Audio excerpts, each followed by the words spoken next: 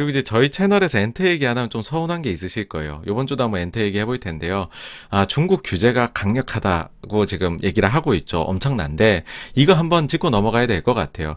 사실 이제 제가 최근에 업로드했던 영상에서 이제 중국 관련해서 하나하나 한번 짚어봤었어요. 그러면서 영향이 올 게 별거 없는데? 라고 했는데 그 뒤에도 사실은 추가적인 규제가 나왔고 또 이제 사람들의 우려가 되게 커지더라고요. 그래서 좀 더 딥하게 한번 다뤄봤습니다. 뭐냐면 일단 첫 번째로는 이런 게 이제 8월 31일에 나왔어요. 텐센트 뮤직에서 모든 음원 독점 계약을 취소를 한다라는 이제 기사가 나왔어요. 여기에 더해서 그 전에 나왔던 얘기 중에 하나가 음원 다운로드 횟수도 1회로 제한을 하겠다 막 이랬던 거죠. 그러니까 야 이거 엔터 큰일 났네 라고 하는 거죠. 근데 지금까지 제가 파악을 해본 바로는 음원 독점 계약 취소를 통보받은 한국의 기획사는 없습니다. 없고요. 그리고 만약에 이거를 통보를 받았다라고 하면은 사실은 독점 계약을 맺었다는 것도 다 공시를 했었었죠. 취소가 되어도 이거 역시나 공시사항입니다. 그래서 공시가 나왔을 겁니다. 그 다음에 어느 한 당사자 이거는 일방적인 기간 내 계약 파기가 돼버리는 거잖아요. 그럼 반드시 이게 위약사항이 있기 마련이고요. 한국 업체들은 이제 단연간 계약을 다 맺어놨거든요. 그래서 요런 하여튼 위약사항은 반드시 들어가 있기 때문에 네 이게 뭐 그렇게까지 손익에 미칠 영향을 걱정하실 거는 절대 아니다 라는 얘기 드리고 싶고, 그 다음에는 심지어는요 지금 한국 업체들 계약 맺을 때 중국 음원 업체들이 그 단연간에 들어올 금액 있잖아요. 그 금액을 초기에 선입금을 해줍니다.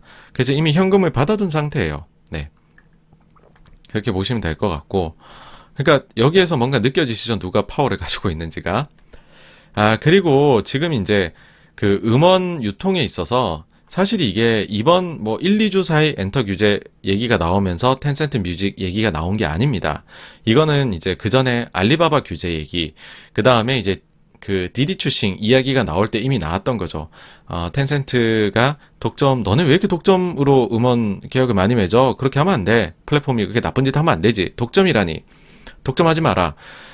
실제로 저희 질문 주신 분들도 있었죠. 만약에 86번가에서 보기에는 음원 독점 계약이 깨지면 엔터사에게 안 좋을 거예요 했는데, 솔직히 말하면 기획사 입장에서는 이게 문제될 게 전혀 없거든요. 왜냐하면은 누가 더 중요한 위치에 있느냐를 살펴보자라는 거죠. 그러니까 무슨 얘기냐 하면, 음원 업체들 입장에서는, 중국의 음원 업체들 입장에서는, 특히나 이제 텐센트 입장에서는 우리가 독점적인 지위를 독점 공급을 통해서 가지고 있었는데 당연히 타격이 있겠죠. 다른 업체도 막 내가 독점을 이제 못하니까는 이제는 JYP의 음악을 텐센트가 아니라 딴 데서도 들을 수 있게 되는 거잖아요. 그럼 사람들이 굳이 텐센트 이용을 안 해도 되는 거니까. 기획사 입장에서는 여기도 나고 저기도 하고, 여기서 돈 받고 저기서 돈 받죠.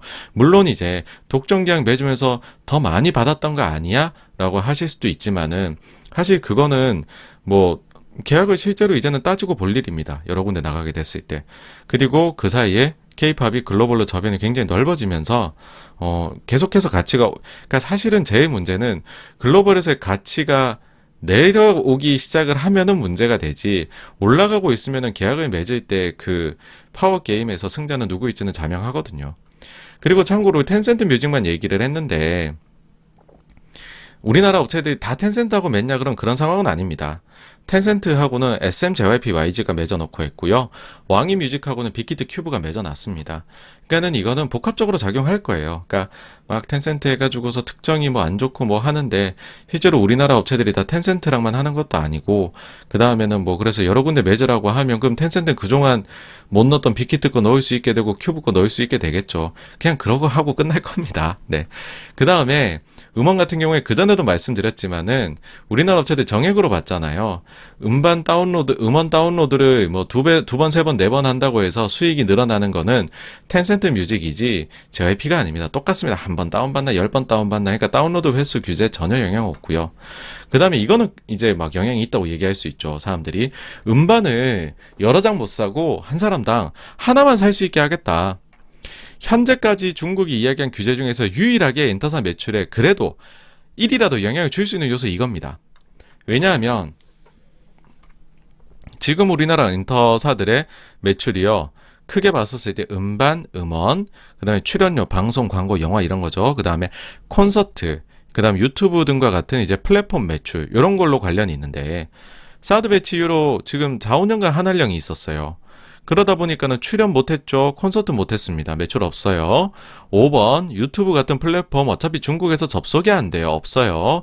물론 이제 우회망으로 접속할 수 있는 거 아니냐 하시겠지만은 유튜브가 국가별로 세분화하고 그 다음에 잘 이제 이게 정말로 돈 되는 고객인가 지역별로 광고 효과가 있느냐 알아봐 가지고서 유튜브 조회수당 수익 배분을 해줍니다. VPN 같이 네. 이게 이제 밑도 끝도 없는 출처가 없는 곳들은 단가가 없거나 미미합니다. 그래서 미칠 수 있는 영향은 없다고 봐야 되고요. 그 다음에 아까도 말씀드렸지만 음원은 정액 계약입니다. 영향 없고요. 그 다음에 음반 같은 경우에 소위 이제 공동구매를 통해서 유일하게 지금까지 중국이 소비를 해올 수 있었던 겁니다.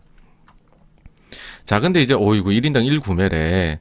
그러면은 조건 반사적으로 이런 생각하겠죠. 야, 지금까지 K-팝 음반, 음반 누가 샀겠니? 팬덤만 샀겠지.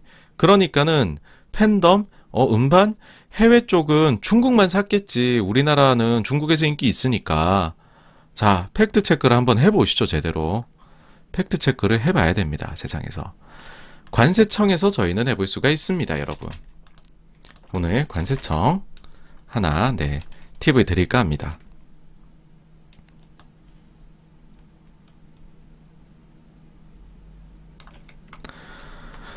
여기서 해가지고서요, 품목별, 국가별 수출입 실적 들어가서, 여기 보시면은, 여기 뭐였죠? 코드명도 적어왔어요. 요거 앞으로 보시면 됩니다. 요거 보고서 하십시오, 여러분들. 8523491020. 네, 검색을 하면, 여러분, 요게 음반이라고 할 수 있습니다. 그래서 요거를, 자, 전체로 해가지고서 조회를 하면 이렇게 쭉 나옵니다, 여러분. 요렇게 여러분들 관세청 데이터를 못 믿으시는 건 아니겠죠, 설마. 네. 우리나라 관세청이 그렇게, 이렇게 띄엄띄엄 보일 수 있는 곳이 아닙니다, 여러분. 설마 관세청 데이터를 부정하시지는 않겠죠? 그럼 관세청 데이터를 제가 다 이제 정리를 해봤는데요. 이렇습니다. 우리나라 음반이 어디에 해외에 팔려나가고 있느냐, 지금 수출이 되고 있느냐. 2017년도에 이게 이제 1000달러 단위입니다. 1000만, 10만, 100만, 1000만, 4400만 달러 정도가 팔렸어요. 수출이 됐어요. 2018년도 6400만 달러 정도. 그 다음에 2019년도에 7460만 달러 정도. 그 다음에 2020년에 1억 달러 돌파를 합니다. 1억 3600만 달러. 2017년 대비해서 3년 전에 대비해가지고서 무려 이제 3배나 성장을 하죠. 그리고 2021년도는 7월까지 누계입니다. 1년에 한 절반 정도가 조금 더 지났죠. 근데 2020년하고 거의 숫자가 같습니다. 1억 3,350만 달러 정도가 이제 수출이 됐습니다. 그래서 성장률 보시면요. 전년 대비 47%, 45%, 15%, 82%, 전년 동기 대비입니다. 2020년 7월 누계하고 비교했을 때 106%가 성장하고 있습니다. 그럼 그 속에서 중국은 어떠냐? 2017년도에 1,590만 달러, 2018년도 1,650만 달러, 19년도 1,350만 달러, 2020년도 1,689만 달러, 2021년에 3,529만 달러. 일본, 이렇게 1등은 압도적으로 항상 일본입니다, 여러분. 일본 시장이 왜 중요한지, BTS가 한국어 곡, 영어 곡, 그리고 일본 곡을 내는지를 느끼셔야 됩니다. 이걸 보시면서. 일본이 절대적입니다, 우리나라한테는요. 그리고는 중국이 커졌죠. 중국이 2등인데, 근데 사실은 격차가, 그죠? 자, 중국이 미치는 영향. 사람들이 이런 생각한다고 했잖아요, 아까 전에. K-팝 음반, 야, 중국만 사겠네, 해외에서 비아냥거릴 수 있다는 거죠. 근데 지금 중국이 차지한 비중 얼마 될까요? 30%가 안 됩니다. 금액으로 따지면은요, 이제 환율을 1,100원으로 가정을 해봤어요. 그러면은 작년 중국 2027만 불 수출한 거,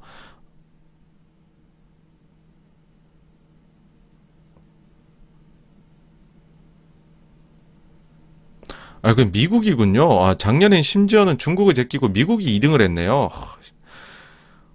K-팝이 딴 데 엄청 팔리고 있네요. 3등 어쨌든 1,689만 달러, 요거를 이제 1,100원으로 하면 2020년도 엔터사들이 중국에 음반 수출한 금액 총액 186억, 올해는 7월 누계로 늘어나서 388억입니다. 우리나라 400 이제 가온 차트 400위에 드는 것들 총 앨범 판매량이 이래요. 2021년은 이제 그 저기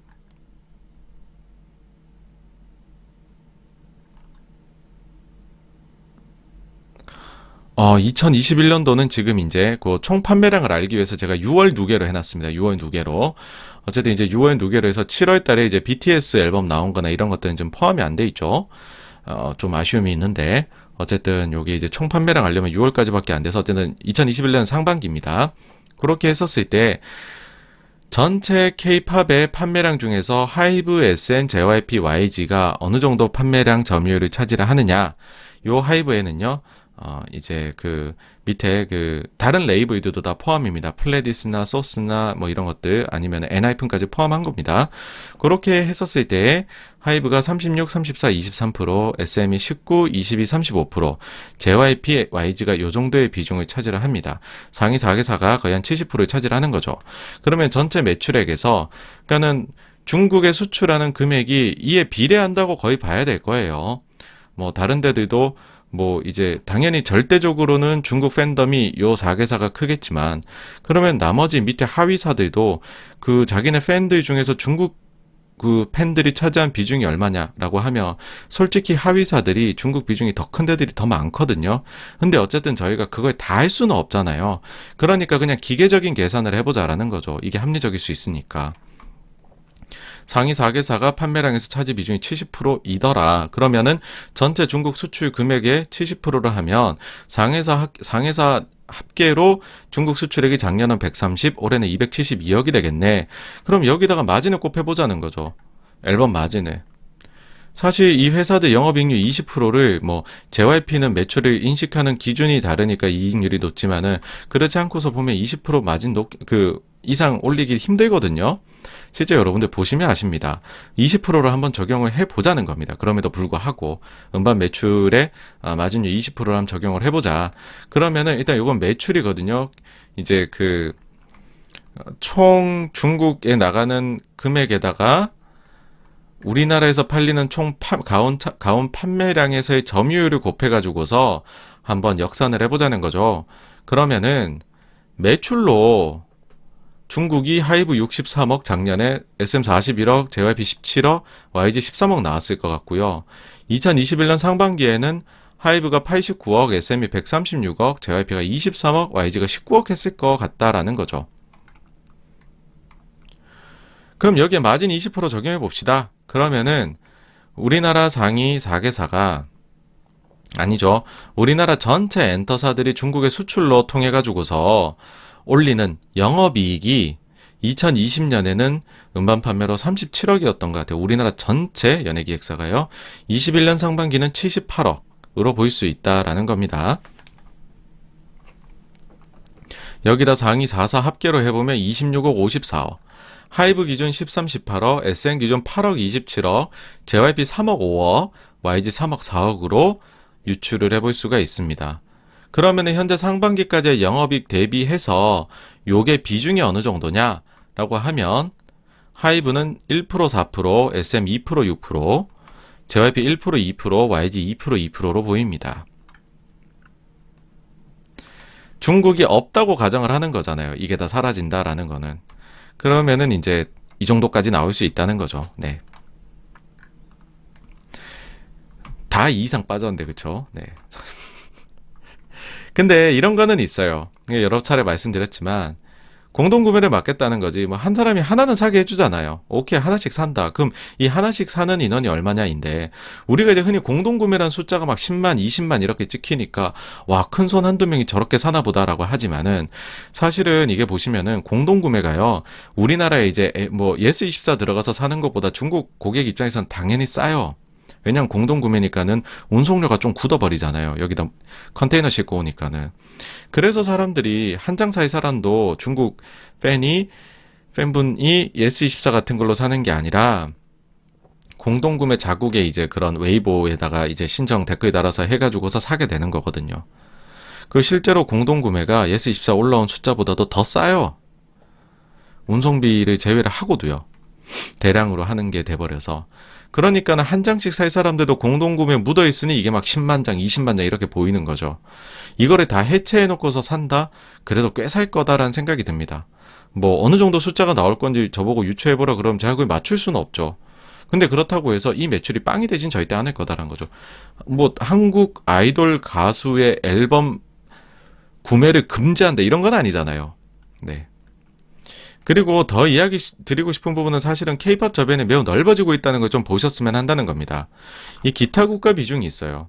이게 재밌는데 이 기타 국가가 상위 5개가 아니라 기타 국가가 17년에는 73개국, 18년에는 82개국 K-팝 앨범이 수출된 국가 수입니다. 요 5개 제외하고 19년엔 90개, 20년엔 110개. 그러니까 여기에 상위 5개 더해야 되니까는 탑5를 115개가 되겠죠. 2021년엔요. 126, 드디어 130개국을 돌파합니다. 78개국이 130개국을 이제 돌파를 하게 되는 아주 이제 괜찮은 일이, 좋은 일이 발생을 한 거죠. 그리고 실제로 그래서 매출이 엄청 증가를 하죠. 여러분. 사실이 곱하기 2를 하면요. 2017년도 전체 엔터 업계들의 음반 수출액보다, 음반 수출액이 지금 7월까지인 거잖아요. 하반기에 잘만 좀 힘을 내면은 탑5 이외의 기타 국가들의 K-팝 음반이 수출되는 것만으로도 연간치가 나올 정도 수준으로 1, 2, 3, 4년 만에 성장을 했다라는 겁니다. 그러니까 K-팝 저변이 그만큼 방탄의 힘이 제일 컸겠죠. 방탄 덕분에 엄청나게 넓어졌습니다. 그래서 매출도 3배가 성장했는데 비중도 기타 국가들이 7에서 16%로 증가했다. 그래서 굉장한 일이다라는 거. 오히려 이걸 좀 더 보자는 거고요. 근데 이렇게까지 이야기를 드려도 야, K-팝은 중국이잖아. 이렇게 말씀을 하신다면 그건 정말로 어쩔 수가 없는 겁니다. 제가 볼 때는 그런 거는 이제 한 5년 정도 전에서 업데이트를 전혀 안 하신 게 아닐까 싶은 거고, 그러면 이제 짧게 최근 5년간 엔터업이 어떻게 변화를 겪었는지를 정리해 드리자면, 트와이스가 일본이 이제 독도 이런 문제 때문에 좀 막혔었던 거를 트와이스가 다시 뚫어줬죠. 그래서 엄청나게 일본에서 지금 한류 스타들이 잘 되고 있고, 유튜브가 들어옵니다. 유튜브와 관련된 이제 그런 등의 플랫폼 수익이 쌓여 나가고 있는데 이 부분들이 굉장히 이제 아주 분기당으로 계속해서 늘어나고 있죠. 요게 이제 과외 이제 수익으로 엔터사들이 주요 아티스트가 활동을 안 해도 돈을 벌게 해주는 이제 밑바탕이 되어주고 있고요. 다시 한 번 말씀드리지만 중국은 이런 거에 들어오지도 못하잖아요. 자기네가 다 막아놨는데 규제를 해가지고서. 그러니까 요 수익은 중국 없는 수익이죠. 그 다음에 방탄이 글로벌로 제대로 서구 시장까지 완전 메가 히트를 해버렸고, 그러다 보니까는 K-팝 문화에 사람들이 관심을 가지고 앨범을 일종의 수집하는 개념으로 사더라. 그래서 앨범 판매, 그 다음에 각종 굿즈, 이런 것들에 대한 수익이 커져버렸죠. 이제 우리나라 앨범 판매 시장이 미국보다 큽니다. 말 다 했죠, 그쵸? 이걸 뭐 K-팝이 너무 과하다 이렇게 볼 게 아니라 그게 그냥 한국의 K-팝 소비한 문화가 된 거죠. 그 다음에 이제는 플랫폼 경쟁이 미래의 가치를 좌지우지하게 될 거다. 뭐 지금 하이브가 가지고 있는, 아니면 뭐 NC가 하고 있는, 아니면은 SM이 하고 있는 그런 것들 얘기를 하는 겁니다. 중국은 역시나 여기서 노네이고, 그리고 이제 대형사들이 점점 더 다양하게 아티스트들을 내요. 그러니까 그만큼 여러 개 아티스트를 과거엔 한두 개밖에 못 돌렸는데 이제는 여러 개를 돌릴 수 있는 역량이 된다는 거죠. 그래서 대형사가 더 대형화가 되어가는 과정이요. 사드, 한알령 이후의 세상의 변화입니다. 정도 말씀드릴 수 있을 것 같아요. 그러고는 이제 여성스러운 남자 아이돌 퇴출, 이것도 또 악재다. 한국 아이돌들은 다 여성스럽잖아. 뭐 이런 얘기들을 합니다. 자, 네. 그쵸, 화장하죠. 화장하는 아티스트 방송 출연 막아라라고 하면 오케이, 일단은 못할 것 같아요. 우리나라 가수들이. 근데 다시 한번 말씀드리지만 한알령 이후로 어차피 못 나가고 있어요. 어차피 못 나가고 있는데 못 나간다고 해서 무슨 차이가 있겠습니까? 그쵸? 그리고 엄밀히 말씀드리면 이런 규정들도 피해갈 수 있는 방법이 있습니다. 지금 중국이 하고 있는 것들은 다들 우리나라의 1980에서 90년대를 연상케 하죠. 과외 금지시키고, 그 다음에 지금 아이돌들, 가수들이 입는 옷에 대해 규제하고 있잖아요. 서태지가 왜 음저협을 탈퇴했습니까? 그 다음에 왜 방송사 못 나왔습니까? 염색했다고 못 나왔잖아요. 우리나라 배꼽티도 못 입게 하잖아요. 그러니까 사람들이 어떻게 했느냐, 염색, 그럼 방송 출연할 때만 스프레이 뿌릴게요. 까맣게. 가발 쓸게요. 배꼽 천 더 뗄게요. 그렇게 활동을 했습니다. 전혀 못했냐? 아니요, 했죠. 남성스러움 원한다고요? 그러면 중국 활동하는 유닛만 남성스럽게 하면 되는 거 아닌가요? 그래서 이걸 왜 사서 걱정을 하는지 모르겠습니다. 이거는 진짜. 그리고 참고로 우리나라는 이런 거 없는 걸로 착각하시면 안 돼요. 이미 엔터사들은요, 각국의 규제에 맞게 세심하게 활동합니다. 무슨 말이냐면 우리나라 같은 경우에 지상파 음악 방송에서 배꼽 노출은 금지되어 있습니다. 여자 가수들. KV도 거의에 준하게 하고 있거든요. 그래서 보시면은 짧은 의상을 입어도 배꼽이 나오는 경우가 없어요. 이게 뭐 다리가 길어 보이려고 이렇게 입는다 이런 얘기들을, 그러니까 하이웨스트를 한다라고들 생각하시는데 그런 목적도 있겠지만 배꼽을 보이면 안 되기 때문에 그렇습니다, 여러분. 오히려 과거가 훨씬 더 자유로웠죠. 그리고 우리나라 가수들이 해외 가서 콘서트나 이런 걸 하면은 의상이 더 과감해지거든요. 그 이유도 여기에 있습니다. 한국에선 못 하거든요. 그럼 남자 가수는 규제가 없느냐? 남자 가수도 규제가 있는데 이거 되게 웃겨요. 한쪽은 되는데 양쪽 유두가 동시에 보이는 건 금지입니다. 그리고요, 한쪽이니까는 그게 번갈아 가며 보이는 거는 또 가능해요. 근데 어쨌든 양쪽이 동시에 보이면 안 되는데요. 그래서 여기에 맞게 의상 만듭니다, 또. 이미 다 아주 하드 트레이닝이 돼 있어요, 생각보다. 네, 그렇다는 말씀 드리고 싶고요.